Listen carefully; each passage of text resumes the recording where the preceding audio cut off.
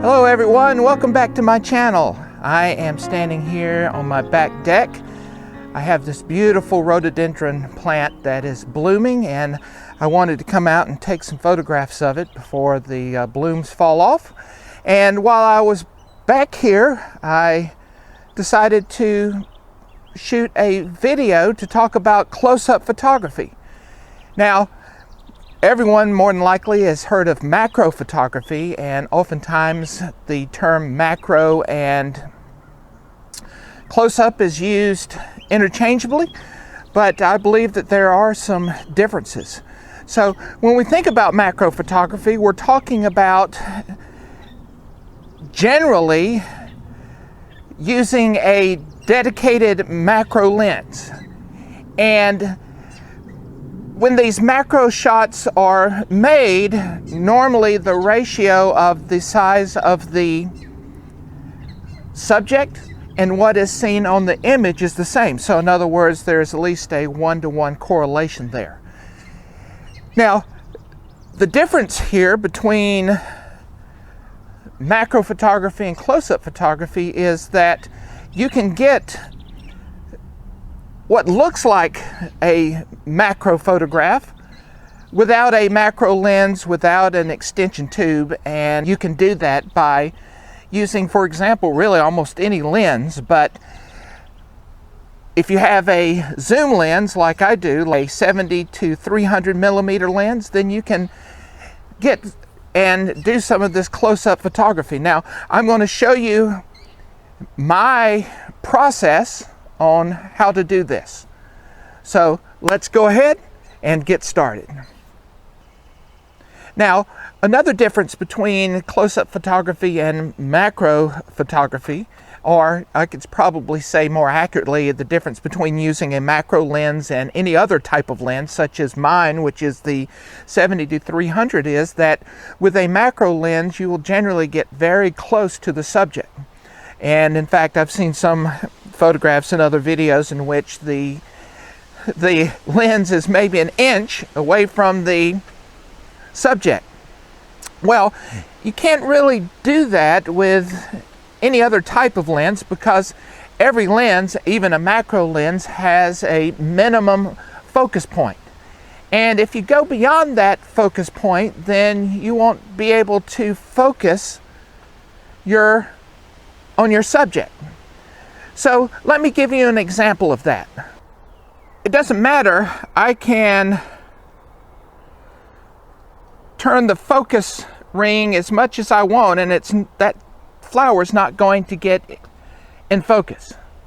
So what I need to do is move the camera back to a point to where the flower is in focus, and then once that flower is in focus, then I can adjust the focal length of my lens to zoom in on it.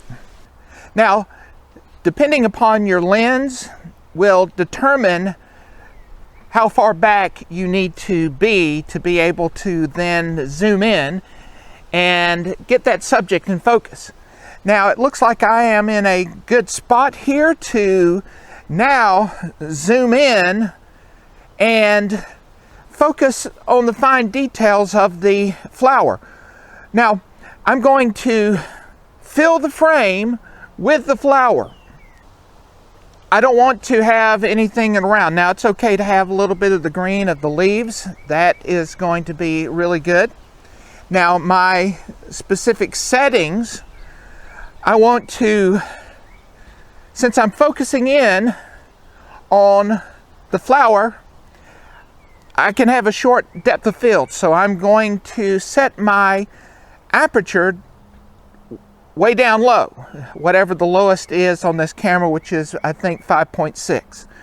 As I do that, then anything that is beyond the depth of field is going to be out of focus, which really, with the green that's around the plant, the flower, and the other flowers, is going to make it a really good background. Let's go ahead and take some photographs here, and I'll talk you through what I'm doing. All right, now notice here I'm zooming in, And as I zoom in, that flower is going to be out of focus. I am filling the frame. So now, turn my focus ring here, and to get that flower in focus. Ideally, you'd want to take photographs of the flowers when there is no wind or very, very little wind. I'm at sort of a disadvantage today because there's a lot of wind, and that makes it really difficult to take your photograph. Now, what I had to do is I had to raise my ISO, which I did to 400, to be able to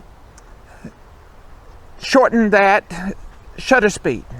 You know, if you are looking at the plant right now, there's really no way that you could take a photograph of it because it's just moving around so much. So I'm having to wait until the wind stops and calms down to be able to take the photograph.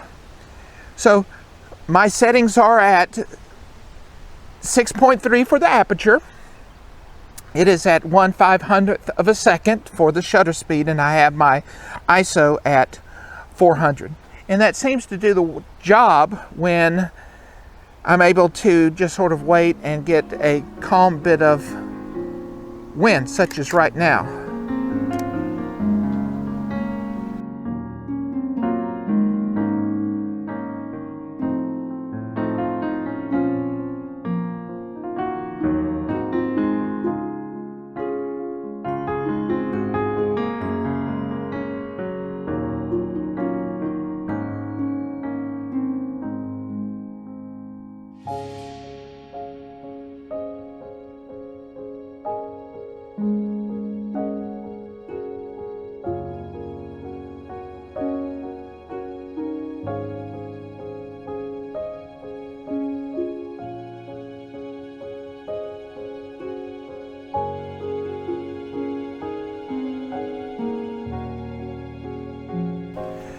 Well, I hope that's been helpful to you today. It's been fun shooting these flowers.